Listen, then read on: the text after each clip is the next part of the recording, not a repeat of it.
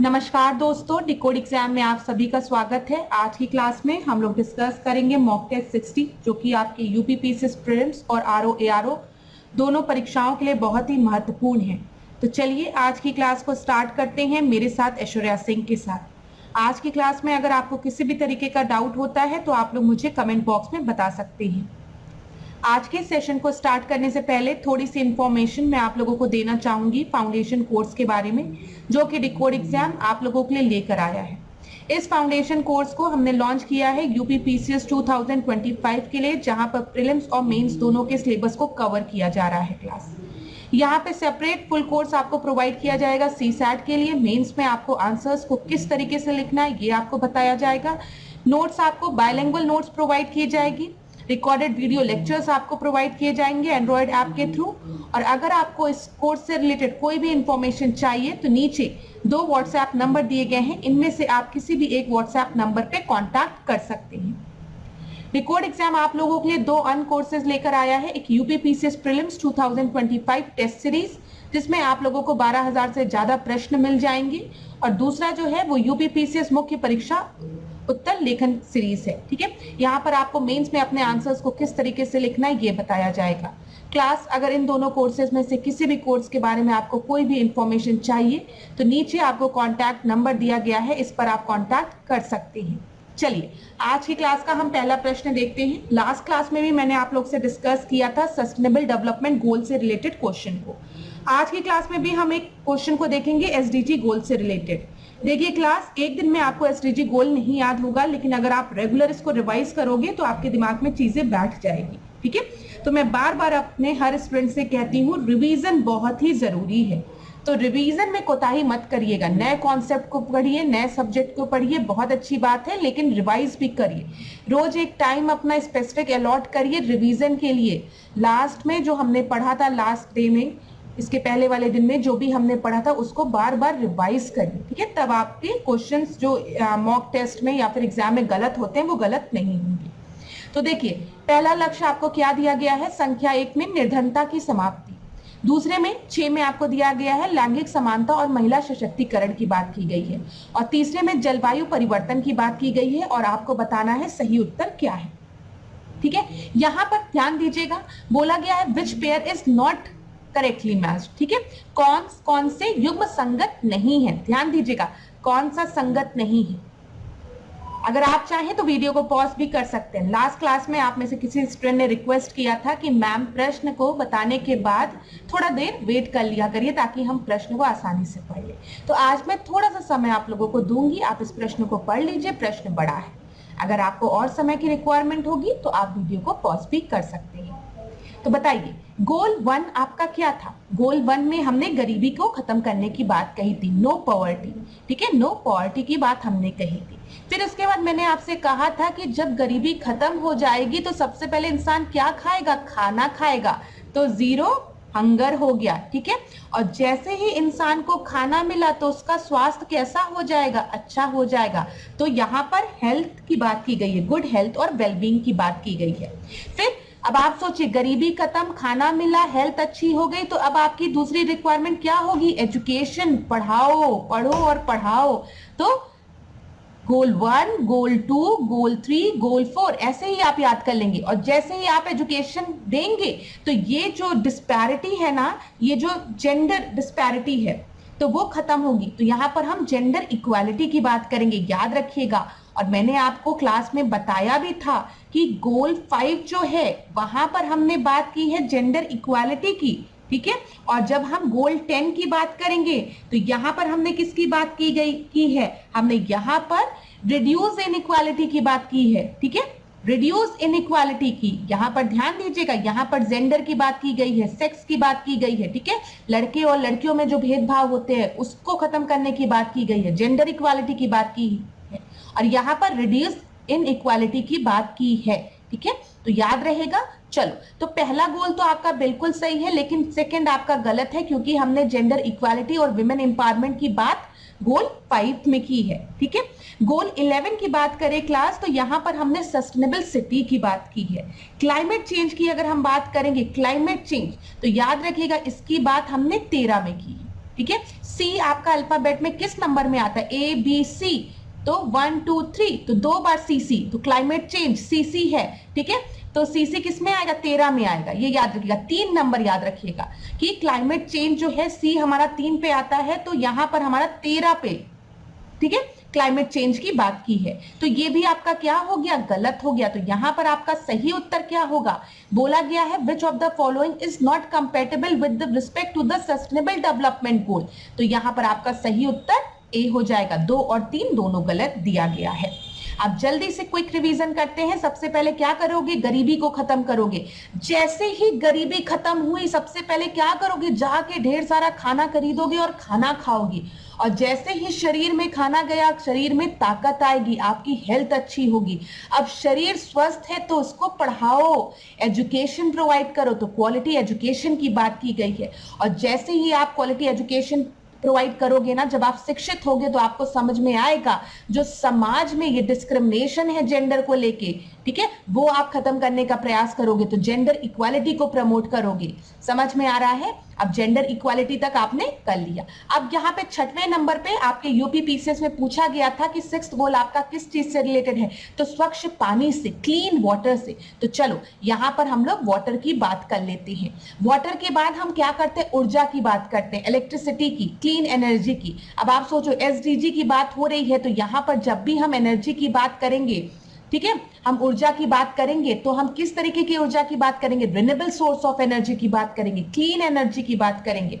समझ में आ रहा है? तो अब आपको स्वच्छ पानी भी मिल रहा है, रिन्यूएबल सोर्स ऑफ एनर्जी भी मिल रही है, तो आपको एक ग्रोथ दिखेगी अपनी इकोनॉमी में, ठीक है। और जैसे ही इकोनॉमी आपकी बढ़ने लगेगी, ग्रोथ होने लगेगी, वैसे ही इंफ्रास्ट्रक्चर भी सुधरने लगेगा। और जब इंफ्रास्ट्रक्चर सुधरेगा ना क्लास, ये जो स्लम एरिया आपको दिखता है कि अमीर बहुत अमीर है, गरीब बहुत गरीब है, बेचारे लोगों के पास खाने को पैसे नहीं है, रहने को जमीन नहीं है, ये इनइक्वालिटी आपकी खत्म होने लगेगी जैसे ही इंफ्रास्ट्रक्चर अच्छा होगा। और इंफ्रास्ट्रक्चर अच्छा हुआ, इनइक्वालिटी खत्म हुई, तो हमारी जो सिटी है वो सस्टेनेबल सिटी कहलाएगी। समझ में आ रहा है? और आप अपने अंदर एक रिस्पॉन्सिबिलिटी देखोगे। इस तरीके से आप याद करोगे एक कहानी की तरह, तो आपको याद हो जाएगा। आप 2-3 कहानियां बना लो। सबसे पहली कहानी तो आपको याद है, खाना मतलब भुखमरी खत्म करो। भुखमरी जैसे खत्म हुई, लोगों के हाथ में पैसा आया, तो जाके सबसे पहले एक कटोरे में खाना खरीदा। जैसे ही कटोरे में खाना खरीदा, उसको खाया, शरीर में ऊर्जा आई, हेल्थ आया। और जैसे ही हेल्थ आई, ये दिमाग में विचार आया कि अब शिक्षित होने की जरूरत है। जैसे ही शिक्षा आई, आपको समझ में आ गया ये जो भेदभाव है स्त्री और पुरुष में, उसको खत्म करने की आवश्यकता, आपने उसको खत्म करने के लिए आगे अग्रसर हुए, ठीक है। अब इतना मैम ने बोल लिया है, तो इसके बाद मैम को एक गिलास पानी पिला दो और रिन्यूएबल एनर्जी के थ्रू एसी चला दो। तो यहां पर स्वच्छ पानी की बात की गई है। और यहां पर ध्यान दीजिएगा क्लास, वाटर की बात 2 जगह की गई है। एक आपके 6वें नंबर पर, जहां पर आपको स्वच्छ पानी की बात कही गई है। जल जीवन मिशन जो है वो एसडीजी गोल 6 से रिलेटेड है। ये सारी चीजें आपको पता होना चाहिए। और जो 14th है आपका, लाइफ बिलो द वाटर, ये भी इंपॉर्टेंट है आपके लिए। दोनों जगह पानी की बात की गई है, लेकिन यहां पर क्लीन वाटर सैनिटेशन की बात की गई है। और 14 में हमने एक्वेटिक एनिमल्स की बात की है, एक्वेटिक ऑर्गेनिज्म की बात की है, ठीक है, ये याद रखिएगा। इतनी चीजें क्लियर हो गई? तो चलिए यहां पर आपको मैंने गोल्स थोड़ा याद करा दिया। अब यहां पर देखना बस आप कि 13 जो है क्लाइमेट चेंज है, ठीक है, 13 क्लाइमेट चेंज है। 14 में हमने एक्वेटिक ऑर्गेनिज्म की बात की है। फिर उसके बाद 15 में हमने लाइफ ऑन लैंड की बात की है। 16 में हमने पीस एंड जस्टिस और स्ट्रॉन्ग इंस्टीट्यूशन की बात की। और 17 तो पार्टनरशिप से रिलेटेड है। तो आप स्टोरी के फॉर्म में याद करोगे तो आपको कभी नहीं भूलेगा। चलो सेकंड प्रश्न को हम देखते हैं। समुद्री कछुआ संरक्षण परियोजना के संदर्भ में निम्नलिखित कथनों में से असत्य कथन आपको चुनना है। तो सबसे पहले आपको दिया गया है यह परियोजना वर्ष 1919 में शुरू की गई थी। इस परियोजना का क्रियान्वयन एजेंसी राष्ट्रीय पर्यावरण संरक्षण संस्थान है। तो बताइए, थोड़ा वीडियो पॉज कर लीजिए। यहां पर आपका सही उत्तर क्या होगा? जब हम बात करते हैं सी टर्टल कंजर्वेशन की, तो ये जो प्रोजेक्ट था वो आपका लॉन्च हुआ था 1999 में। ये बिल्कुल सही है, लेकिन ये प्रोजेक्ट जो था वो आपका इंप्लीमेंट कराया गया था national institute of environment protection से। ये आपका गलत है। यहां पर भारतीय वन्यजीव संरक्षण संस्थान द्वारा इसका क्रियान्वयन किया गया था, ठीक है, भारतीय वन्यजीव संस्थान द्वारा। तो दूसरा स्टेटमेंट आपका गलत है, पहला आपका सही है। तो यहां पर बोला गया है क्या पूछा गया हम लोग एक बार देख लेते हैं। फॉल्स स्टेटमेंट पूछा गया है, ये जरूर देख लिया करिए क्लास। ट्रू पूछा गया कि फॉल्स, तो यहाँ पर फॉल्स पूछा गया है, इस वजह से बी आपका सही उत्तर हो जाएगा। क्लास कभी कभी ऐसा होता है कि मैं प्रश्न का उत्तर जल्दी दे देती हूँ, तो उस कंडीशन में आप प्लीज वीडियो को पॉज कर लिया करिए अगर कोई भी दिक्कत आपको होती है, ठीक है। चलिए अब हम लोग अगर हम लोग दूसरे प्रश्न को देखें, यहाँ पर ध्यान दे लीजिए 1999 में, ठीक है, और भारतीय वन्यजीव संस्थान द्वारा इसकी शुरुआत की गई। तीसरे प्रश्न को अब हम देखते हैं, निम्नलिखित में से कौन सा युग्म सुमेलित है। तो यहाँ पर आपको बताना है कि कौन सा सुमेलित है, ध्यान दीजिएगा। आरओ में इस तरीके के प्रश्न ज्यादा पूछने के चांसेस होते हैं, जो आपका क्रॉप से रिलेटेड प्रश्न बनता है, तो इसको सुमेलित करिए, थोड़ा समय ले लीजिए आप लोग। क्या दिया गया है, धान, चंद्रिका, गेहूं, जमुना, मक्का, प्रताप, चना, पारस। तो यहाँ पे स्पीशीज दी गई हैं, तो बताइए आपका सही उत्तर क्या होगा, कौन सा सही सुमेलित है बोला गया है क्लास। तो धान की जो प्रजाति है चंद्रिका, ये बिल्कुल सही है। चंद्रिका गेहूं की प्रजाति है, ठीक है, किसकी प्रजाति है, गेहूं की। तो यहां पर बोला गया कौन सा युग्म सुमेलित है, ध्यान दीजिएगा, धान की नहीं गेहूं की चंद्रिका जो है वो प्रजाति है। जमुना की अगर हम बात करेंगे तो जो जमुना है वो आपकी धान की प्रजाति है, ये इस तरीके से मैच होगा। जमुना धान की प्रजाति है, गेहूं चंद्रिका गेहूं की प्रजाति है, ठीक है, जमुना धान की और चंद्रिका गेहूं की। अब बचा मक्का और चना, तो यहां पर आपका जो प्रताप है वो मक्का की प्रजाति है, ये बिल्कुल सही है, सी आपका सही। समझ में आ रहा है। यहां पर पारस की बात करेंगे तो पारस जो है वो चना की प्रजाति नहीं है, वो अरहर की प्रजाति है। किसकी, अरहर की। तो इस प्रश्न में आपका सही उत्तर क्या हो जाएगा, सी आपका सही उत्तर हो जाएगा। और याद रखिएगा क्लास, इस तरीके के प्रश्न आपके आरओ में मुख्यतः पूछे जाते हैं। भारत तथा पड़ोसी देशों के साथ सीमा रेखा के संदर्भ में निम्नलिखित कथनों में निम्नलिखित युग्मों में सही सुमेलित बताइए। ड्यूरेंट की अगर हम बात करते हैं तो ड्यूरेंट रेखा जो है वो पाकिस्तान और अफगानिस्तान के मध्य में है, बताइए। हाँ, ड्यूरेंट रेखा पाकिस्तान और अफगानिस्तान के मध्य में है, ये सही है।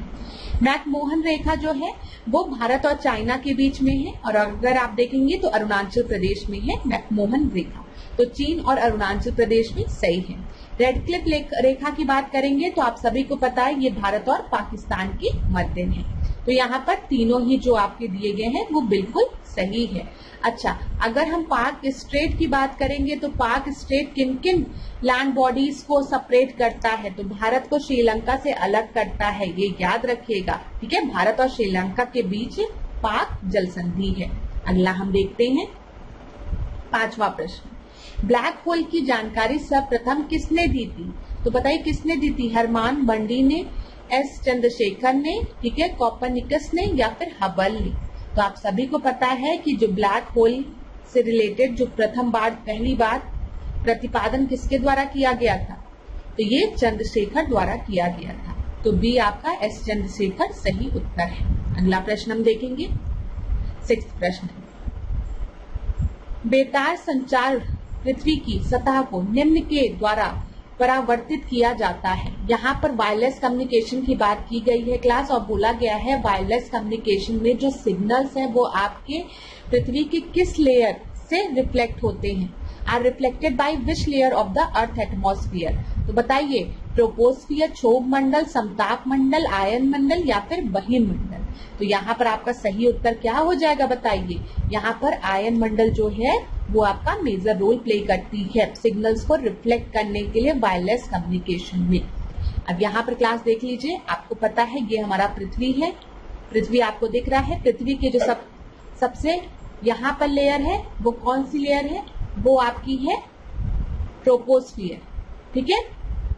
फिर उसके बाद इधर आप देखेंगे तो इधर स्ट्रेटोस्फियर है, फिर इधर मेसोस्फियर है, फिर इधर थर्मोस्फियर है, और फिर एक्सोस्फियर है, ठीक है, याद रखिएगा ये चीज। अच्छा, आयोनोस्फियर की अगर हम बात करेंगे आयन मंडल की, तो आयन मंडल जो है वो आपका स्ट्रेच्ड है 48 किलोमीटर से 965 किलोमीटर तक, ये चीज याद रखिएगा, 48 किलोमीटर से 965 किलोमीटर तक ये स्ट्रेस्ड है। तो आयनोस्फियर आपके मेसोस्फियर, थर्मोस्फियर, ठीक है, इधर सारे रीजन्स में, और सम पार्ट ऑफ स्ट्रेटोस्फीयर, यहाँ पर आपके प्रेजेंट होता है आयनोस्फीयर।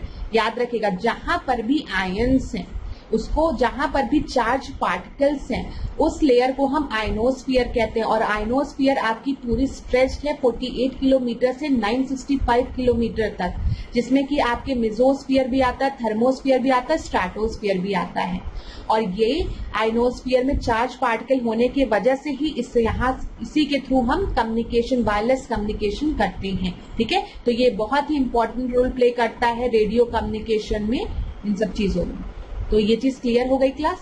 और आपको पता है जब भी हम क्षोभ मंडल की बात करते हैं, क्षोभ मंडल के ऊपर समताप मंडल है, और जो ओजोन लेयर है, ओजोन लेयर वो हमारे किस मंडल में है, वो समताप मंडल में है। ये भी चीज याद रखिएगा। ये देखिए ओजोन लेयर आपकी यहाँ पर बनी भी हुई है। इतनी चीजें क्लियर हो गई होगी। अब आगे बढ़ते हैं हम लोग। 7th क्वेश्चन को हम देखते हैं। जाम्बेजी नदी के संदर्भ में निम्नलिखित कथनों पर विचार कीजिए। यह नदी दक्षिण अमेरिका में प्रवाहित होती है। करीबा बांध का निर्माण इस नदी पर किया गया है। यहाँ पर आपको बताना है उपयुक्त कथनों में से कौन सा कथन सही नहीं है। ठीक है, इनकरेक्ट स्टेटमेंट आपको बताना है। A, B, C, D में से सही उत्तर क्या होगा, आप लोग मुझे बताइए। जाम्बेजी नदी की बात करते हैं तो क्या ये दक्षिण अमेरिका में प्रवाहित होती है या फिर अफ्रीका में? जल्दी से मुझे बताइए। तो ये अफ्रीका में प्रवाहित होती है, ठीक है, ना कि दक्षिण अमेरिका में। तो पहला स्टेटमेंट आपका गलत है। करीबा बांध का निर्माण इस नदी पर किया गया है, ये स्टेटमेंट बिल्कुल सही है। तो इस प्रश्न का सही उत्तर क्या हो जाएगा? ए आपका सही उत्तर है। अब थोड़ा सा हम और चीजों को समझते हैं। यहाँ पर देखिए, ये आपको जाम्बेजी नदी दिख रही है। ये अफ्रीका का मैप है। अफ्रीका का जो मिडिल पोर्शन है उसको मैंने यहाँ पर जूम किया है ताकि जाम्बेजी रिवर आपको सही से विजिबल हो। जाम्बेजी नदी का अगर मुहाना देखेंगे तो यहाँ पे मोजाम्बिक चैनल में आपको दिखेगा, और मोजाम्बिक चैनल कहाँ पर है? इंडियन ओशियन में, याद रखिएगा। जाम्बेजी नदी पर अगर आप देखेंगे तो लेक कैबोरा है, ठीक है, लेक कैबोरा। फिर इधर आप देखेंगे लेक करीबा और विक्टोरिया फॉल। तो विक्टोरिया फॉल किस नदी पर है? जाम्बेजी नदी पर है, याद रखिएगा। लेक करीबा किस नदी पर है? आपका जाम्बेजी नदी पर। और करीबा डैम कहाँ पर है? ये आपका जाम्बेजी नदी पर है। लेक कबोरे की बात करेंगे तो ये भी जाम्बेजी रिवर पर। यहाँ पर एक और इम्पोर्टेंट पॉइंट जो कि इम्पोर्टेंट है, याद रखिएगा। जो जाम्बेजी रिवर है ये आपकी बाउंड्री फॉर्म करती है जाम्बिया और जिम्बाब्वे के बीच में। ये चीज याद रखिएगा, जाम्बिया और जिम्बाब्वे के बीच में ये एज अ बाउंड्री फॉर्म करती है जाम्बेजी रिवर। इतनी चीजें क्लियर हो गई क्लास। चलिए अब यहाँ पर देखिए कुछ और इम्पोर्टेंट पॉइंट्स को हम लोग देखते हैं। परीक्षा में कई बार पूछ लेता है कि जो ट्रॉपिक ऑफ कैंसर है, ट्रॉपिक ऑफ कैंसर, ठीक है, कर्क रेखा की बात हम कर रहे हैं। इसी तरीके से ट्रॉपिक ऑफ कैप्रिकॉर्न और इक्वेटर। अगर हम इधर देखें, ये हमारा ग्लोब है, आपको पता है 0 डिग्री आपका क्या हो गया? इक्वेटर हो गया, विषुवत रेखा हो गई। 23.5 डिग्री नॉर्थ में आपका कैंसर हो गया, और 23.5 डिग्री साउथ में क्या हो गया? कैप्रिकॉर्न हो गया। ये चीज तो क्लियर है आप लोगों को। तो यहाँ पर जो मैं प्रश्न पूछने जा रही थी वो रिवर से रिलेटेड था कि ट्रॉपिक ऑफ कैंसर जो है, जो सबसे ऊपर है, वो किस रिवर को 2 बार काटता है? ट्रॉपिक ऑफ कैंसर की हम बात कर रहे हैं। ट्रॉपिक ऑफ कैंसर किस रिवर को 2 बार काटता है? तो क्या उत्तर होगा इसका? माही। ठीक है, आपको पता है जो माही रिवर है वो मध्य प्रदेश से, महाराष्ट्र से नहीं, मध्य प्रदेश से निकलती है, उसके बाद राजस्थान और गुजरात में एंटर करती है। मैं फिर से रिपीट करूंगी, गलती से मेरे मुंह से महाराष्ट्र निकल गया हूं, उसको सही करिएगा। मध्य प्रदेश से निकलकर कहां पर? राजस्थान और गुजरात में एंटर करती है, और इसी बीच ट्रॉपिक ऑफ कैंसर जो है वो माही रिवर को 2 बार काटता है। ठीक है, ये चीज याद रखिएगा। कर्क रेखा। इक्वेटर की जब भी हम बात करते हैं तो कौन सी रिवर होगी? कॉन्गो रिवर होगी, जिसको कि हम क्या कहते हैं? जायरे भी कहते हैं। ये भी याद रखिएगा। और यहाँ पर जब हम ट्रॉपिक ऑफ कैप्रिकॉर्न की बात करेंगे तो ट्रॉपिक ऑफ कैप्रिकॉर्न में कौन सी रिवर होगी? लिम्पोपो। याद रखिएगा, लिम्पोपो कहाँ पर है? साउथ अमेरिका में, साउथ अफ्रीका में है। ठीक है, अफ्रीका में है। अफ्रीका में साउथ में आप जाएंगे तो आपको लिम्पोपो रिवर मिलेगी। इतनी चीजें क्लियर हो गई ना क्लास। यहाँ पे जो भी पॉइंट्स मैंने आपको बताए हैं ये परीक्षा की दृष्टि से बहुत ही इंपॉर्टेंट है, तो आप ध्यान रखिएगा। लिम्पोपो रिवर आपके अफ्रीका में है, इसको ट्रॉपिक ऑफ कैप्रिकॉर्न 2 बार काटती है। जायरे रिवर कॉन्गो की हम बात करें तो इसको इक्वेटर 2 बार काटती है, और माही रिवर भारत की, इसको ट्रॉपिक ऑफ कैंसर 2 बार काटती है। ठीक है, इतनी चीजें क्लियर हो गई। चलिए अब आगे बढ़ते हैं। यहाँ पर 8वें प्रश्न, 8वें प्रश्न को देखिए। निम्नलिखित युग्मों में से कौन सा युग्म सही सुमेलित नहीं है? बोलीविया, टिन, ब्राजील, लॉ-आयस, मेक्सिको, चांदी, पेरू, नाइट्रेट। तो यहाँ पर देखिए, अगर हम पेरू देखें, चिली देखें तो इस रीजन में हमको नाइट्रेट मिलता है, ये सही है। मेक्सिको में चांदी मिलता है, सही है। ब्राजील में लॉ-आयस मिलता है, सही है। बोलीविया में टिन आपको मिलता है, लेकिन सबसे ज्यादा टिन का अगर हम देखेंगे तो ये आपको चाइना में मिलता है। तो इस प्रश्न के अकॉर्डिंग यहाँ पर सही उत्तर आपका ए हो जाएगा। ठीक है, नॉट करेक्टली मैच पूछा गया था। इस तरीके के प्रश्न आपकी परीक्षा में बनते हैं, तो ध्यान दीजिएगा। आगे बढ़ते हैं अगले प्रश्न पे। अब यहाँ पर जो प्रश्न है आपका वो अमेजॉन रिवर से रिलेटेड है। तो देखिए अमेजॉन रिवर से रिलेटेड क्या प्रश्न यहाँ पर बनता है। अमेजन नदी के संदर्भ में निम्नलिखित कथनों पर विचार कीजिए। ठीक है, यह अपवाद क्षेत्र व जल आयतन की दृष्टि से विश्व की सबसे बड़ी नदी है। इसके मुहाने के निकट पाए जाने वाले विश्वदेखीय वनों को सेलवास कहती हैं। तो यहाँ पर आपको बताना है कौन सा सही उत्तर है। तो बताइए क्लास क्या सही होगा? आपको करेक्ट बताना है ना, सही बताना है, ध्यान रखिएगा। तो ए सही होगा कि बी सही होगा कि सी सही होगा कि डी सही होगा? अगर आप लोग चाहे तो वीडियो को पॉज भी कर सकते हैं क्लास, ये आप पे डिपेंड करता है। तो यहाँ पर दोनों ही स्टेटमेंट जो है वो बिल्कुल सही है। ठीक है, याद रखिएगा, दोनों ही स्टेटमेंट जो है वो आपकी बिल्कुल सही है। यहाँ पर देख लीजिए, ये आपके अमेजन रिवर है। ठीक है, इसका जो उद्गम स्थल है वो एंडीज पर्वत पेरू में। ठीक है, उसके बाद मुहाना अगर हम देखेंगे तो यहाँ पे अटलांटिक ओशियन में आपको दिख रहा है, ये अटलांटिक ओशियन है। ठीक है, ये याद रखिएगा। फिर उसके बाद क्लास अगर हम देखेंगे, यह अपवाद क्षेत्र व जल आयतन की दृष्टि से विश्व की सबसे बड़ी और दूसरी सबसे लंबी नदी है, याद रखिएगा। ठीक है, और यहाँ पर जो वन आपके पाए जाते हैं उनको हम क्या कहते हैं? उनको हम सेलवास कहते हैं। ठीक है, ये भी चीज आप याद रखिएगा। सेलवास मेनली अगर हम देखेंगे तो सेलवास आपको पता है ये ग्रासलैंड है, ये चीज याद रखिएगा। ये इक्वेटोरियल क्लाइमेट ग्रासलैंड है। ठीक है, जो कि आपके अमेजॉन बेसिन में पाई जाती है।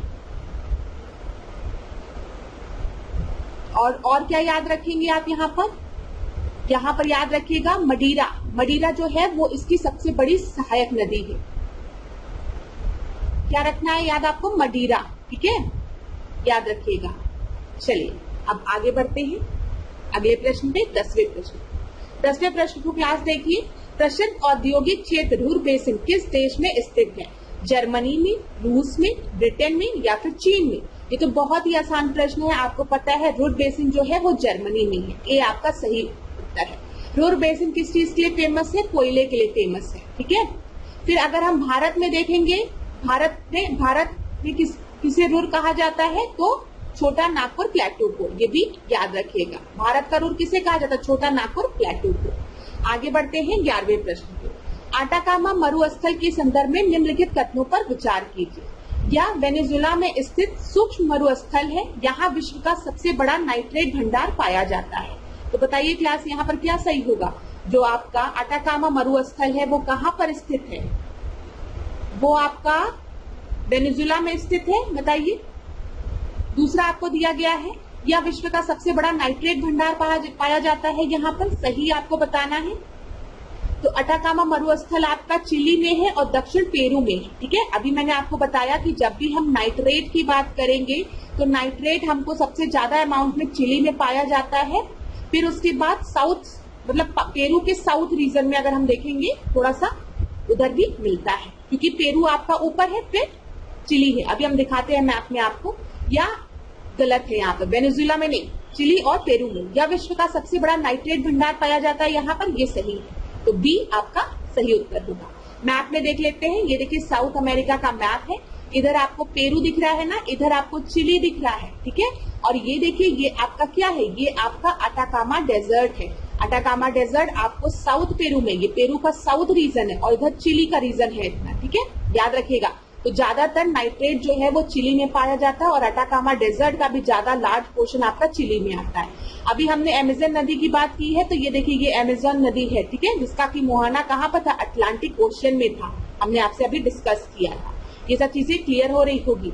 अब आगे बढ़ते हैं अगले प्रश्न, 12वें प्रश्न। जब कुएं से पानी की बाल्टी को ऊपर खींचते हैं तो हमें महसूस होता है कि बाल्टी, बताइए, जब पानी की बाल्टी को कुएं से ऊपर खींचते हैं तो कैसा महसूस होता है कि पानी की सतह के ऊपर भारी हो जाती है, पानी की सतह के ऊपर हल्की हो जाती है, पानी के बाहर आकर स्थिरता खो बैठती है, या फिर पानी से बाहर आकर उसकी द्रव्यमान प्राप्त हो जाता है, उसमें द्रव्यमान प्राप्त हो जाता है। तो जब भी हम पानी की बकेट को कुएं में से खींचते हैं तो जब बकेट आपकी पानी के अंदर से बाहर निकलती है तो वो भारी प्रतीत होने लगती है। तो यहाँ पर आपका सही उत्तर क्या हो जाएगा, ए हो जाएगा, ठीक है। अगला प्रश्न हम देखते हैं, 13 प्रश्न। किसी तीर के एक सिरे को धनुष की तनित डोरी पर रखकर खींचने से उसमें ऊर्जा संचित हो जाती है, या ऊर्जा है कौन सी। यहाँ पर बोला है जब आप, ये कोई धनुष है, इसमें एरो रखते हैं और इसको खींचते हैं, ठीक है, इसको आप खींच रहे हैं क्लास, अभी छोड़ नहीं रहे हैं। तो जब आप एरो को पीछे, जब धनुष को आप पीछे की तरफ पुल करते हैं, खींचते हैं, तो इसमें कौन सी ऊर्जा आपकी होती है उस समय, गतिज ऊर्जा, स्थितिज ऊर्जा, यांत्रिक ऊर्जा, या फिर उपयुक्त में से कोई नहीं। तो याद रखिएगा, जब भी हम एरो को पीछे की तरफ खींचते हैं तो उस समय उसमें पोटेंशियल एनर्जी आ जाती है, और जैसे ही हम उसको छोड़ेंगे धनुष को, और धनुष मतलब तीर को छोड़ेंगे कमान से, तो तीर जब आगे बढ़ेगा तो वो किस एनर्जी के साथ बढ़ेगा, काइनेटिक एनर्जी के साथ बढ़ेगा। जब भी बॉडी मोशन में है और उसमें जो एनर्जी है वो काइनेटिक एनर्जी होगी, जब वो रेस्ट में है और उसमें एनर्जी है कंजर्व, तो वो पोटेंशियल एनर्जी होगी। यही पोटेंशियल एनर्जी आपकी काइनेटिक एनर्जी में कन्वर्ट हो जाएगी। तो यहाँ पर आपका सही उत्तर क्या हो जाएगा, बी आपका सही उत्तर हो जाएगा। आगे बढ़ते हैं अगले प्रश्न में, 14 प्रश्न को देखिए। नीचे दो वक्तव्य दिए गए हैं कथन कारण पे। किसी पिंड का भार ध्रुवों पर अधिक होता है, दिया गया है आपको, फिर दिया गया है पृथ्वी की त्रिज्या ध्रुवों पर कम होती है। तो यहाँ पर आपको बताना है सही उत्तर क्या होगा।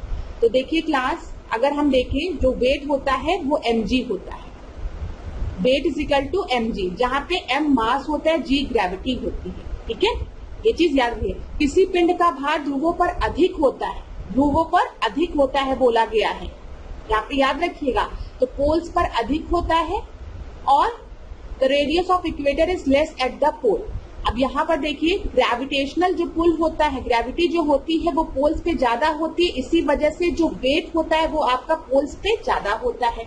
और आपको पता है जो ग्रेविटी होती है वो आपका पोल पे ज्यादा होता है, मैंने आपको बताया ना, इसी वजह से वेट भी ज्यादा होता है, वेट भी क्या होता है, ज्यादा होता है वहां पर, ये बिल्कुल ही सही है, ठीक है। और radius of earth is less at the pole, ये भी आपका सही है। अब आप बताओ, रेडियस यहाँ पर कम है ना, तो ये भी सही है, और रेडियस कम है मतलब तो आपकी ग्रेविटी ज्यादा होगी, ठीक है। यहाँ पर आपका सही उत्तर क्या हो जाएगा, ए आपका सही उत्तर हो जाएगा, ठीक है। ये चीज क्लियर हो गई क्लास, इसमें कोई दिक्कत नहीं यहाँ पर। तो यहाँ पर आपका सही उत्तर ए हो जाएगा, क्योंकि दोनों एक दूसरे को क्या कर रहे हैं, एक्सप्लेन कर रहे हैं, ठीक है। ग्रेविटी का अगर कभी आप फॉर्मूला देखेंगे तो आपको ग्रेविटी की फोर्स कैसे दिखे, नीचे आपका क्या दिया रहता है बताइए, r² दिया रहता है ना, ऐसे force of gravity is equal to Gm upon r², ठीक है। तो ये जो फोर्स होता है वो आपकी इनवर्सली प्रोपोर्शनल होता है रेडियस के। तो रेडियस लेस है तो मतलब आपकी जो फोर्स है, ग्रेविटेशनल फोर्स है, वो ज्यादा होगी, और ग्रेविटी की पुल ज्यादा होगी तो मतलब वेट भी ज्यादा होगा। तो यहाँ पर ए आपका सही उत्तर होगा। 15 प्रश्न को अब हम देखते हैं। यहाँ पर क्या दिया गया है, 1813 का चार्टर अधिनियम के संदर्भ में निम्नलिखित कथनों पर विचार कीजिए। कंपनी का भारतीय व्यापार पर एकाधिकार संपूर्ण रूप से समाप्त हो गया, ये मैंने कई बार आपसे डिस्कस किया है, ठीक है। फिर दूसरा आपको दिया गया है, ईसाई धर्म प्रचारकों को भारत में धर्म प्रचार करने की स्वीकृति प्रदान की गई। कंपनी की आय से भारतीय शिक्षा के लिए प्रति वर्ष 10 लाख रुपए व्यय करने का प्रावधान किया गया। अब यहाँ पर ध्यान दीजिएगा क्लास कि संपूर्ण रूप से एकाधिकार इनका 1813 के चार्टर एक्ट में नहीं खत्म हुआ था, 1833 के चार्टर एक्ट में खत्म हुआ था। 1813 में इनके एकाधिकार पर कुछ चीजें बोली गई थी, लेकिन संपूर्ण रूप से नहीं। जैसे चाय में अभी इनका एकाधिकार था, चाय में ट्रेड करने का और चाइना के साथ ट्रेड करने का, दोनों के साथ चाय में ट्रेड करने का और चाइना के साथ ट्रेड करने का एकाधिकार अभी 1813 में भी था, लेकिन इसको पूरी तरीके से समाप्त कर दिया गया था 1833 में। ठीक है, ईसाई धर्म प्रचारकों को भारत में धर्म प्रचार करने की स्वीकृति प्रदान की गई थी, ये आपका बिल्कुल सही है। और कंपनी की आय से भारतीय शिक्षा के लिए 10 लाख रुपए प्रति नहीं, यहाँ पे 1 लाख रुपए व्यय करने का प्रावधान किया गया था। तो आपका क्या पूछा गया, इनमें से कौन सा सही है, तो बताइए कौन सा सही है। विच ऑफ, देखिए कौन सा सही नहीं है बोला गया है। ठीक है, कौन सा सही नहीं है, which of the following is not correct, तो आपका 1 और 3 नहीं सही है, तो डी आपका सही उत्तर होगा। यहाँ पर देख लीजिए। चलिए आगे बढ़ते हैं। यहाँ पर देखिए 16 प्रश्न को, निम्नलिखित कथनों पर विचार कीजिए। विचार कीजिए निम्नलिखित कथनों पर। मोल द्रव्यमान का मात्रक होता है और नॉट दो ठोस कणों का मापने का मात्रक होता है। तो यहाँ पर बोला गया है which of the following is correct. हम मोल की बात करें, जो मोल, तो ये आपका किसका मात्रक होता है, ये द्रव्यमान का मात्रक नहीं होता है, ये आपका गलत है। तो पहला तो आपका गलत है। दूसरा देखिए, नॉट ठोस कणों को मापने का मात्रक होता है, ये भी आपका गलत है। तो यहाँ पर तो दोनों ही गलत है, तो आपका नीदर 1 नॉर 2, कौन सा सही है, कोई, दोनों में से कोई सही नहीं। यहाँ देख लीजिए, मोल पदार्थ का परिमाण का मात्रक है। ठीक है, पदार्थ का परिमाण का मात्रक है, यह द्रव्यमान का मात्रक नहीं है। और अगर हम नॉट की बात करें तो समुद्री जहाज की गति मापने का मात्रक है नॉट। ठीक है, और यहाँ पर आपको क्या दिया गया था, यहाँ पे वो एंगल मेजर करने की बात की गई थी, जो कि गलत है आपका। तो उत्तर मिल गया, डी आपका सही उत्तर है। 17 प्रश्न को देखते हैं। मानव शरीर की सबसे बड़ी ग्रंथि कौन सी, बताइए लार्जेस्ट ग्लैंड कौन सा है मानव शरीर का, यकृत, वर्क, पित्ताशय या फिर अमाशय। तो यहाँ पे लिवर, किडनी, गॉल ब्लैडर या फिर आपका स्टमक। तो अगर सबसे बड़ी ग्रंथि की बात की गई है तो लिवर जो है, यह मानव शरीर में सबसे बड़ा ग्लैंड होता है। ठीक है, और आपको पता है लिवर में ही बाइल जूस का निर्माण होता है, और बाइल जूस का स्टोरेज कहाँ पर होता है, परीक्षा में पूछा था, तो वो गॉल ब्लैडर में होता है। और गॉल ब्लैडर से बाइल जूस जरूरत के हिसाब से स्मॉल इंटेस्टाइन में भेजा जाता है। ये चीज याद रखिएगा, पेपर में पूछ लेता है कि बाइल जूस, देखिए मैं बता दूं, बाइल जूस का जो निर्माण है वो कहाँ पर होता है, वो लिवर में होता है, और बाइल जूस का स्टोरेज कहाँ होता है, गॉल ब्लैडर में होता है। ह्यूमन बॉडी में लार्जेस्ट ग्लैंड कौन सा है, लिवर है। ये याद रखिएगा, ये भी प्रश्न आपके बनते हैं। 18 प्रश्न को अब हम देखते हैं। भीमबेटका गुफा के संबंध में निम्नलिखित कथनों पर विचार कीजिए। इन गुफाओं की खोज बीरबल साहनी द्वारा की गई थी, यूनेस्को इसके विश्व धरोहर सूची में शामिल किया गया था। तो यहाँ पर भीमबेटका से रिलेटेड कौन कौन सा आपका सही उत्तर है बताइए। तो दीज केव वर्ड कौन सा सही नहीं है, देखिए सही नहीं है बोला गया है, ये जरूर ध्यान दिया करिए क्लास, क्योंकि परीक्षा में प्रश्न गलत हो जाते हैं, कौन सा सही नहीं है बोला गया है। ठीक है, तो यहाँ पर आपका बीरबल साहनी द्वारा इसकी खोज की गई थी, नहीं, इसकी खोज बीरबल साहनी द्वारा नहीं की गई थी। यूनेस्को की विश्व धरोहर सूची में भीमबेटका केव्स है, जो कि सही है। तो यहाँ पर आपका गलत कौन सा है, खाली ए। ठीक है, तो ए आपका सही उत्तर होगा। यहाँ पे हम व्याख्या देख लेते हैं। देख लीजिए, भीमबेटका की गुफा जो है वो भोपाल से 45 किलोमीटर पूर्व में स्थित है। ठीक है, इन गुफाओं के शैल चित्रों में हाथी, हिरन, सांभर जैसे चित्रों को बनाया गया है। ये गुफाएं चारों ओर से विभिन्न पर्वतमालाओं से घिरी हुई हैं। यहाँ उकेरे गए अधिकांश चित्र लाल और सफेद रंग के हैं। इन गुफाओं की खोज 1957 से 58 में डॉक्टर विष्णुधर श्री वांकड़कर द्वारा की गई थी। याद रखिएगा क्लास, इंपॉर्टेंट है। और 2003 में इसको यूनेस्को लिस्ट में शामिल किया गया। 3 प्रश्न को देखते हैं। निम्नलिखित कथनों पर विचार कीजिए। बहादुर शाह को साहिब बेखबर नाम से भी जाना जाता है। फर्रुखिया ने जयसिंह को सवाई की उपाधि दी। तो यहाँ पर आपका कौन सा कथन सही है? देखिए, बहादुर शाह जो था वो आपका गद्दी पर बैठने वाला सबसे वृद्ध मुगल शासक था। बादशाह राज के कार्यों में इतना अधिक लापरवाह था कि लोग उसे किस नाम से जानते थे? शाहे बेखबर नाम से जानते थे। तो पहला तो आपका बिल्कुल सही है। Farrukhsiyar gave the title of Sawai to Jai Singh, ये भी सही है। तो यहां पर आपके दोनों ही स्टेटमेंट सही है। तो 19th का आपका सही उत्तर क्या हो जाएगा? सी, याद रखिएगा। आगे बढ़ते हैं। 20 प्रश्न को देखते हैं। उन्होंने कांग्रेस के हरिपुरा अधिवेशन की अध्यक्षता की। कांग्रेस से अलग होकर उन्होंने फॉरवर्ड ब्लॉक की स्थापना की, राष्ट्रीय योजना समिति की स्थापना की। उपयुक्त विवरण किसके संदर्भ में है? तो यहाँ पर बताइए, डॉक्टर राजेंद्र प्रसाद, सुभाष चंद्र बोस, वल्लभ भाई पटेल, जवाहरलाल नेहरू। तो यहाँ पर उन्होंने कांग्रेस की हरिपुरा सेशन की अध्यक्षता की। तो हरिपुरा सेशन की अध्यक्षता किसने की थी? सुभाष चंद्र बोस ने की थी। और आपको पता है बाद में वो कांग्रेस को छोड़कर फॉरवर्ड ब्लॉक की स्थापना करते हैं और राष्ट्रीय योजना समिति की भी स्थापना करते हैं। तो ये सारे स्टेटमेंट सुभाष चंद्र बोस से रिलेटेड हैं। डी आपका सही उत्तर है। ठीक है, डी आपका सही उत्तर है।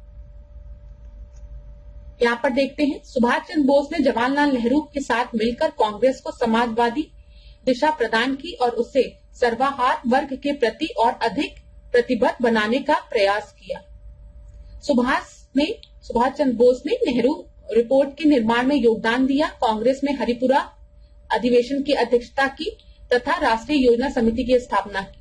1939 में ये कांग्रेस से अलग होकर इन्होंने फॉरवर्ड ब्लॉक की स्थापना की और 21 अक्टूबर 1943 को सिंगापुर में अस्थायी भारत की स्थापना की। आजाद हिंद सरकार की स्थापना इन्होंने 1943 में की थी। नेताजी ने अंडमान का नाम शहीद द्वीप तथा निकोबार का नाम स्वराज द्वीप रखा था। तो ये सारे फैक्ट्स आपको पता होने चाहिए। आगे बढ़ते हैं, 21 प्रश्न को देखते हैं। तटस्थ न्यायाधीश से संबंधित प्रावधान किसमें दिया गया है? एडहॉक जजेस की बात की गई है। तो आर्टिकल 126 में, 127 में, 128 में या फिर 129 में। तो एडहॉक जजेस की बात आर्टिकल 128 में की गई है, याद रखिएगा ये। ठीक है, तो एडहॉक जजेस की बात आपके आर्टिकल 128 में नहीं, आर्टिकल 127 में की गई है। इसको सही करिएगा क्लास। आर्टिकल 127 में एडहॉक जजेस की बात की गई है। जब सर्वोच्च न्यायालय के किसी भी सत्र को आयोजित करने या जारी रखने के लिए स्थायी न्यायाधीशों के कोरम गण पूर्ति की कमी होती है तो भारत का मुख्य न्यायाधीश एक अस्थायी अवधि के लिए सर्वोच्च न्यायालय के तटस्थ न्यायाधीशों के रूप में किसी उच्च न्यायालय के न्यायाधीश की नियुक्ति करता है। तो यहाँ पर याद रखिएगा, जब कोरम नहीं पूरा रहता है तब उस कंडीशन में जो चीफ जस्टिस है वो एडहॉक जज की अपॉइंटमेंट करता है।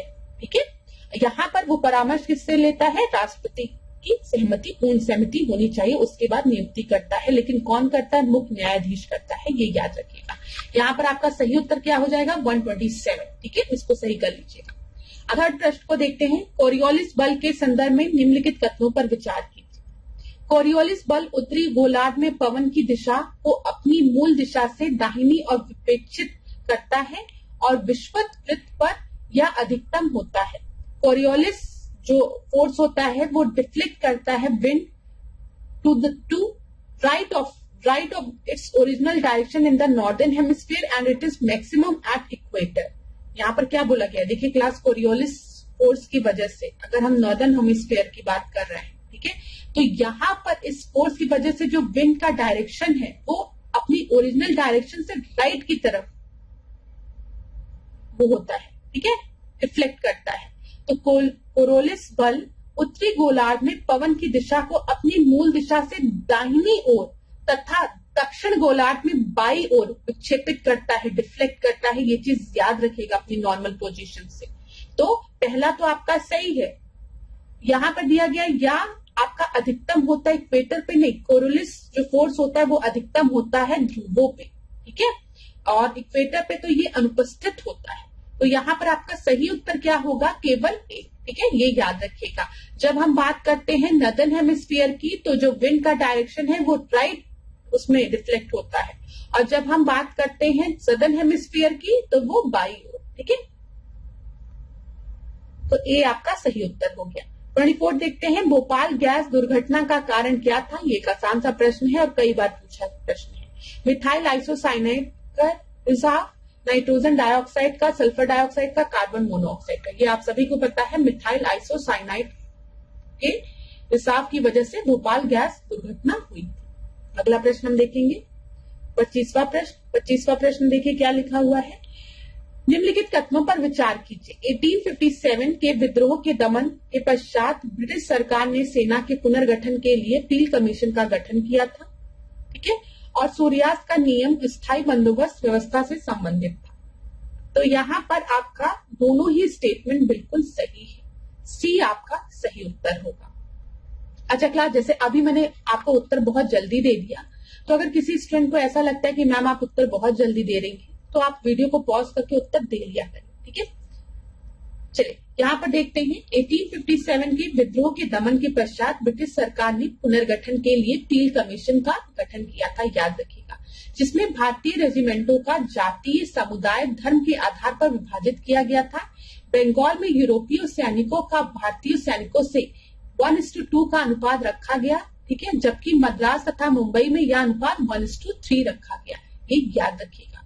सूर्यास्त के नियम की अगर बात करेंगे तो सूर्यास्त का नियम स्थायी बंदोबस्त व्यवस्था से संबंधित है, जिसके तहत जमींदारों को निश्चित दिन के सूर्यास्त से पूर्व कोष में धन जमा करना पड़ता था, अन्यथा उनकी जो भूमि थी उनको जब्त कर लिया जाता था। तो दोनों ही बहुत इंपॉर्टेंट पॉइंट है आपकी परीक्षा की दृष्टि से। पील कमीशन याद रखिएगा 1857 के रिवॉल्ट के बाद आया था, ठीक है, जो कि आपका रिलेटेड था किससे, रीऑर्गेनाइजेशन ऑफ द आर्मी। जब हम रेशियो की बात करते हैं तो बंगाल में यूरोपीय सैनिकों और भारतीय सैनिकों का जो रेशियो था वो 1:2 था, और मद्रास और मुंबई में 1:3 रखा गया था। ये इंपॉर्टेंट चीज है, परीक्षा में पूछा गया है, इसलिए मैंने 26 प्रश्न को देखते हैं। NPEGEL स्कीम जो है वो किस चीज से रिलेटेड है बताइए। अल्पसंख्यक युवाओं से, ऑनलाइन मॉनिटरिंग से, अध्यापकों के परीक्षण से, या फिर लड़कियों की शिक्षा से। अगर आपको इसका फुल फॉर्म पता है तो आप उत्तर को बहुत आसानी से दे सकते हैं।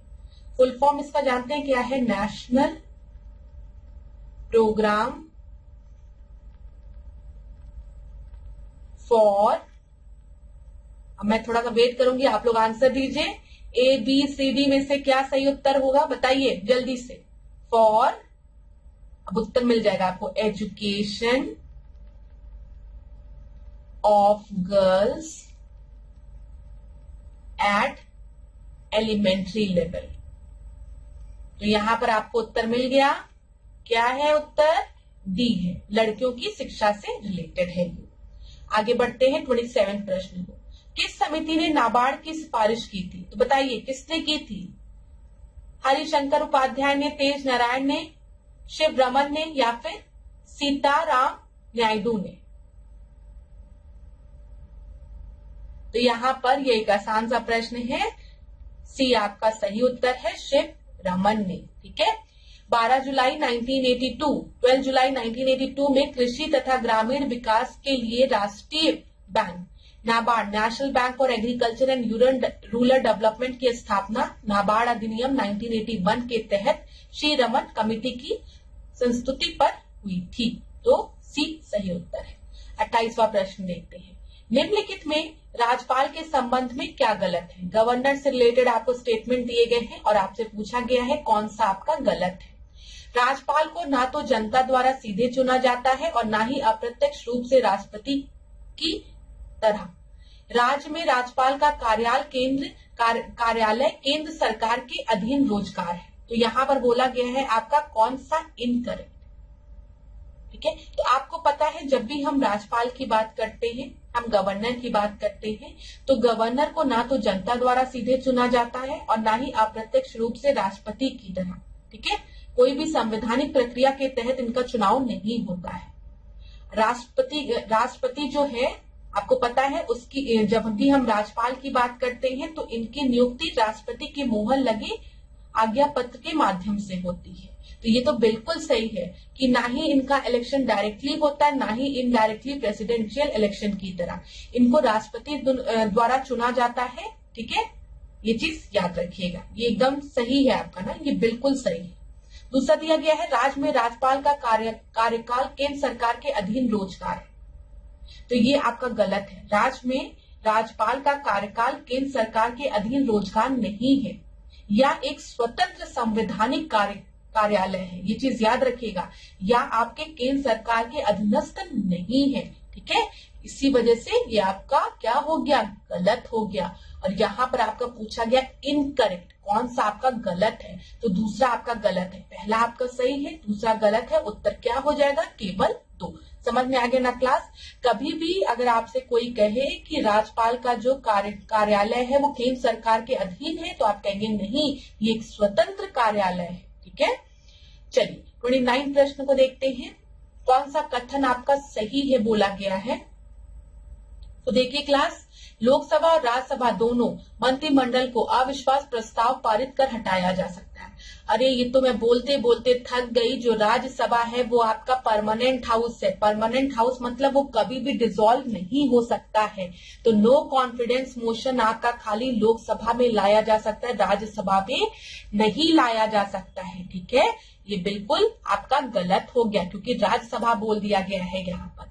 दूसरा बोला गया है प्रस्ताव के समर्थन में 50 सदस्यों की सहमति अनिवार्य है, ये आपका सही है। तो यहाँ पर बोला गया है कौन सा कथन आपका सही है, तो बी आपका सही है। क्लास ये सब चीजें तो अब आपको आ गई होगी ना। जो लोकसभा है वो डिसॉल्व हो सकती है, अगर नो कॉन्फिडेंस मोशन पास हो गया तो पूरे मंत्रिमंडल को अपनी सीटें छोड़नी पड़ेगी, इस्तीफा देना पड़ेगा। लेकिन राज्यसभा जो है वो आपका परमानेंट हाउस है, अपर हाउस है, ये कभी भी डिसॉल्व नहीं हो सकता। इसी वजह से नो कॉन्फिडेंस मोशन जो है, जो अविश्वास प्रस्ताव है, वो खाली आपके लोकसभा में ही लाया जाता है, राज्यसभा में नहीं। ठीक है, चलिए। अच्छा, अगर परीक्षा में कभी पूछे कि नो कॉन्फिडेंस मोशन और कॉन्फिडेंस मोशन के बारे में हमारे संविधान में कहीं पर मेंशन किया गया है, तो आप बोलेंगे नहीं, हमारे संविधान में कहीं इस मोशन के बारे में मेंशन नहीं किया गया है। ये चीज याद रखिएगा। आर्टिकल 75 में बोला गया है कि जो काउंसिल ऑफ मिनिस्टर्स होंगे वो आपके कलेक्टिवली रिस्पॉन्सिबल होंगे, उत्तरदायी होंगे लोकसभा के प्रति। ये चीज याद रखिएगा। ये भी परीक्षा में प्रश्न बनता है कि जो मंत्रिमंडल है, जो काउंसिल ऑफ मिनिस्टर है, वो उत्तरदायी है पार्लियामेंट के प्रति, राष्ट्रपति के प्रति, या फिर लोकसभा के प्रति, या फिर लोकसभा राज्यसभा दोनों के प्रति। तो आप याद रखेंगे आर्टिकल 75 में बोला गया है, 75 में बोला गया है जो काउंसिल ऑफ मिनिस्टर है वो कलेक्टिवली रिस्पॉन्सिबल होते हैं लोकसभा के लिए।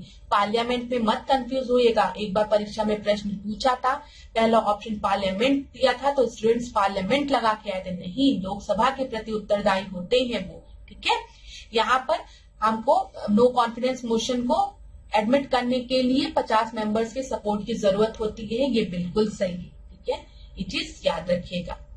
चलिए आगे बढ़ते हैं। अच्छा, और नो कॉन्फिडेंस मोशन को पास कराने के लिए मेजॉरिटी वोट्स की जरूरत होती है, और अगर आपको पता है नो कॉन्फिडेंस मोशन पास हो गया तो सरकार गिर जाएगी।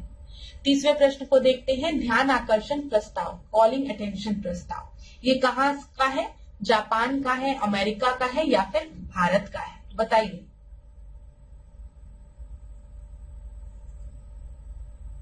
तो यहाँ पर आपका ये जो है वो भारत से लिया गया है, भारत का है। ठीक है, जैसे हम लोग क्वेश्चन आवर की, 0 आवर की बात करते हैं, तो ये भी किसकी वो है, भारत की खुद का इनिशिएटिव है। ठीक है, तो डी आपका सही उत्तर है।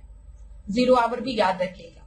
चलिए, यहाँ पे सार्वजनिक उपक्रम समिति की बात की गई है, कमिटी ऑन पब्लिक अंडरटेकिंग। इसमें आपके कितने सदस्य होते हैं, 15, 17, 20, 22, तो कितने होते हैं बताइए।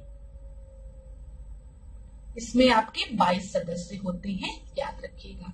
अच्छा, यहाँ पर एक इंपॉर्टेंट पॉइंट जो आपको याद रखना है वो क्या है, 1964 में कृष्ण मेनन समिति की सिफारिश पर इसको गठित किया गया था। तो कृष्ण मेनन समिति का नाम आप याद रखेंगे। यहाँ पर देख लीजिए, यह समिति 1964 में कृष्ण मेनन समिति की सिफारिश पर पहली बार गठित की गई थी, और इसका कार्यकाल कितना होता है, 1 वर्ष का होता है। ठीक है, 32वें प्रश्न को देखते हैं। उच्चतम न्यायालय के न्यायाधीशों की नियुक्ति राष्ट्रपति अन्य न्यायाधीशों एवं उच्च न्यायालय के न्यायाधीशों की सलाह के बाद करता है। दूसरा आपको दिया गया है, मुख्य न्यायाधीश की नियुक्ति केवल राष्ट्रपति द्वारा की जाती है। तो यहाँ पर आपका कौन सा सही है बोला गया है, तो क्लास बताइए। जब हम बात करते हैं उच्चतम न्यायालय के न्यायाधीशों की, ठीक है, जज ऑफ द सुप्रीम कोर्ट जो है वो आपके अपॉइंट किए जाते हैं प्रेसिडेंट द्वारा आफ्टर कंसल्टिंग द जजेस ऑफ हाई कोर्ट। ये आपका बिल्कुल गलत है।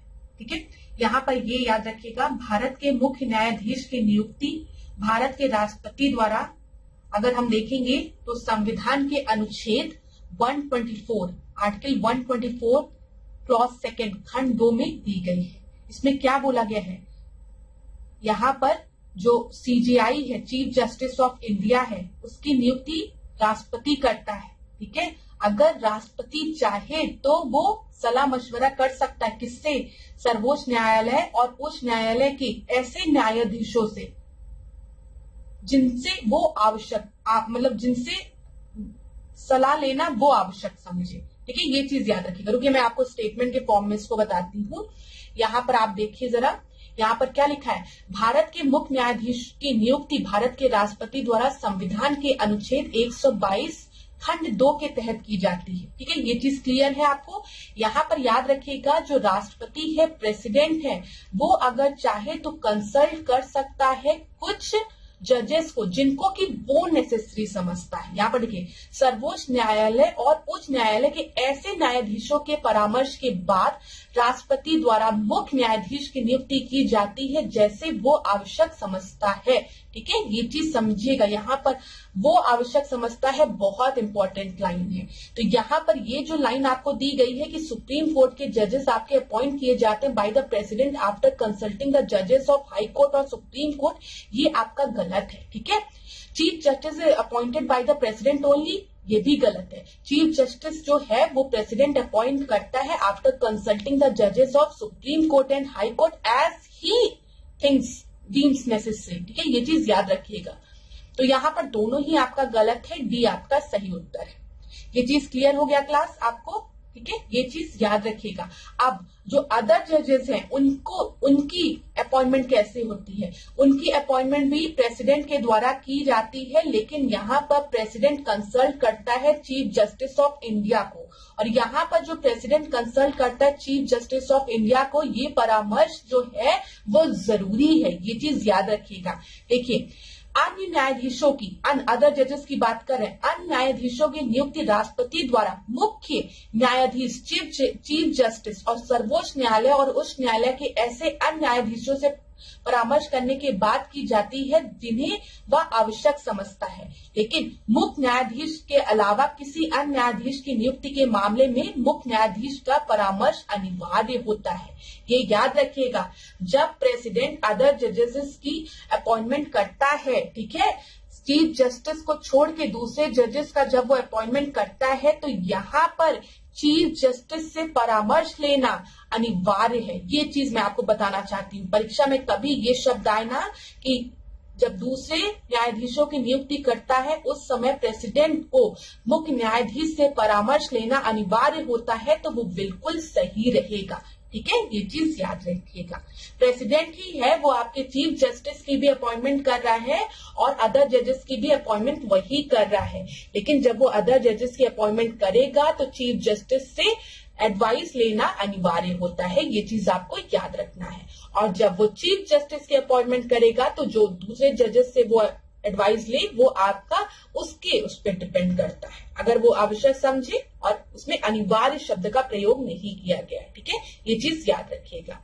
चलिए आगे बढ़ते हैं। अगर अभी भी कोई डाउट होगा तो आप मुझे बताइएगा। वैसे मैंने आपको एक्सप्लेन करने का प्रयास किया है। 33rd प्रश्न को हम देखते हैं। यहाँ पर चाइल्ड सेक्स रेशियो की बात की गई है, सर्वाधिक शिशु लिंगानुपात की बात की गई है। तो हम एक एक ऑप्शन को नहीं पढ़ेंगे, आप वीडियो को पॉज करिए, ऑप्शन को पढ़िए और उत्तर दीजिए, फिर मैं आपको उत्तर बताती हूँ। चाइल्ड सेक्स रेशियो की बात की गई है, ये ध्यान दीजिएगा। और सर्वाधिक शिशु लिंगानुपात वाले जिलों की बात की गई है। सबसे ज्यादा कहां पर है? तो सबसे ज्यादा बलरामपुर में है। तो बलरामपुर आपको बी में भी दिया गया है और सी में भी दिया गया है। बलरामपुर के बाद संत कबीर नगर में है, फिर आपका कहां पर है? सिद्धार्थ नगर में है, फिर बाराबंकी में। उत्तर आपका क्या हो जाएगा? सी। सी आपका सही उत्तर है। आगे बढ़ते हैं, 34 प्रश्न को देखते हैं। जनगणना 2011 के अनुसार 2011 1 से 11 के दौरान न्यूनतम दशकीय वृद्धि दर वाला जिला कौन सा है? बताइए कौन सा है? कानपुर देहात है, हमीरपुर है, कानपुर नगर है या फिर बागपत है? लोवेस्ट डिकेडल ग्रोथ की बात की गई है क्लास।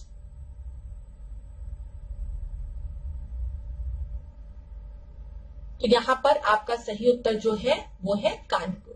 अब हम लोग सेंसस के प्रश्नों को देख रहे हैं, कानपुर नगर। ठीक है, यहाँ पर देख लीजिए 2001 से 11 के दौरान उत्तर प्रदेश के न्यूनतम दशकीय वृद्धि दर वाले जिले जो है वो कानपुर देहात है, हमीरपुर है, बागपत है, फतेहपुर है और देवरिया है। ठीक है, अगला देखते हैं 35। निम्नलिखित में से कौन सा गलत है? इलेक्ट्रॉनिक सिटी कानपुर में है, वेब सिटी गाजियाबाद में है, परफ्यूम पार्क कन्नौज में है, लेदर टेक्नोलॉजी पार्क बंथर में है। तो बताइए परफ्यूम पार्क कहां पर, परफ्यूम सिटी कहां पर है? कन्नौज में है, एकदम सही है। लेदर टेक्नोलॉजी की अगर हम बात करेंगे तो वो बंथर में है, उन्नाव में, सही है। वेब सिटी गाजियाबाद में, सही है। इलेक्ट्रॉनिक सिटी कानपुर दिया गया, कानपुर में नहीं, कहा? नोएडा। तो आपका गलत क्या हो जाएगा? ए।